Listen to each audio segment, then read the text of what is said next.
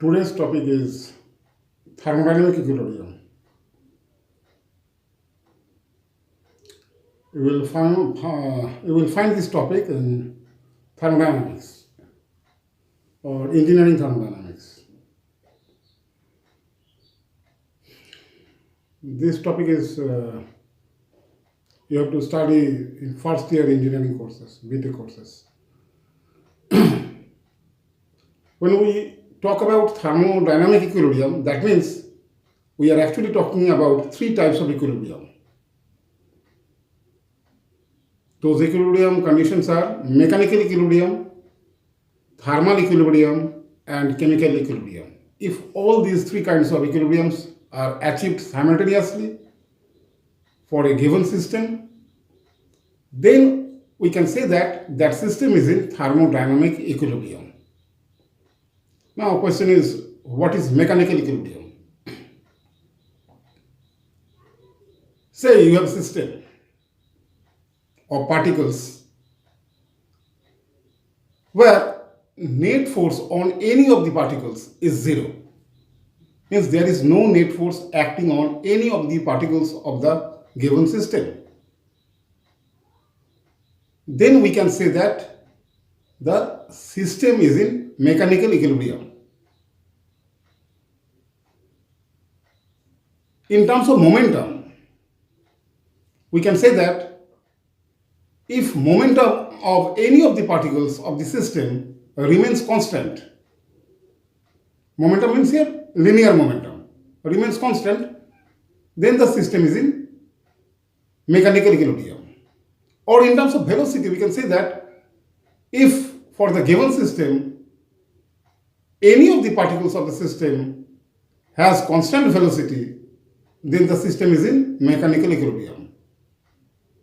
Again, in terms of angular momentum, we can say that if net torque acting on the system is zero, or net torque for any of the particles of the system is zero, or angular momentum of any particles remains constant, then we can say that the system is in mechanical equilibrium. So in terms of net force, in terms of torque, in terms of velocity, in terms of momentum, mechanical equilibrium can be defined. So this was all about mechanical equilibrium. Now comes thermal equilibrium. For a given system or between many systems, if the systems are connected by permeable or impermeable walls, if net flow of heat or net flow of energy as heat is zero, if net flow of energy as heat is zero, then we can say that the given system or the connected systems are in thermal equilibrium. Okay, net force is zero. That does not mean there is no heat flow. Heat flow may be there.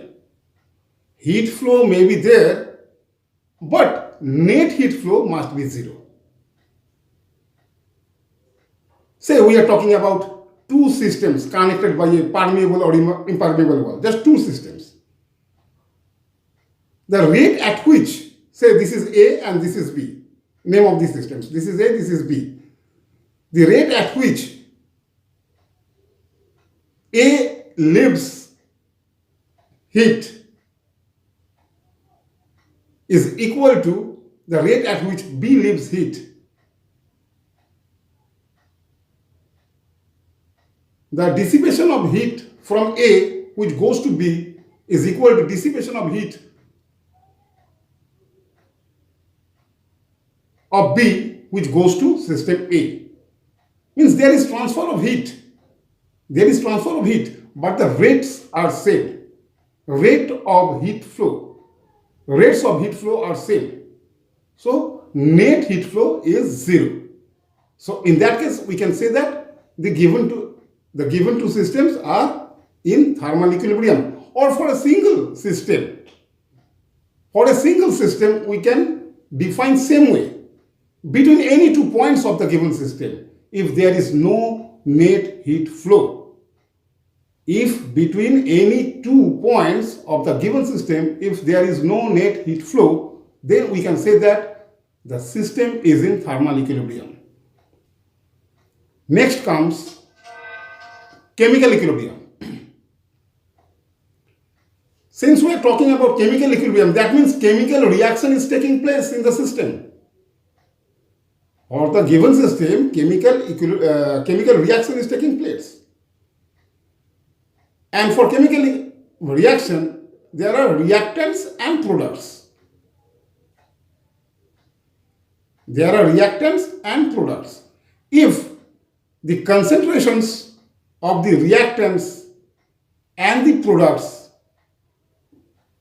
do not change with time, if the concentrations of the reactants and the concentrations of the products do not change with time, they remain constant with time, then we can say that the system is in chemical equilibrium. That does not mean that chemical reaction is not taking place. Yes, chemical reaction is taking place. In case of chemical equilibrium also, chemical reaction is taking place, but the rate of forward reaction and the rate of reverse reaction is same. Rate of forward reaction is equal to the rate of reverse reaction. If this be the case, then we can say that the system is in chemical equilibrium. Okay, and if for the given system all these 3 kinds of equilibrium, that is mechanical equilibrium, thermal equilibrium and chemical equilibrium, are achieved simultaneously, then we can say that the system is in thermodynamic equilibrium. Okay, so this lecture was on this topic only, thermodynamic equilibrium. Okay, thank you.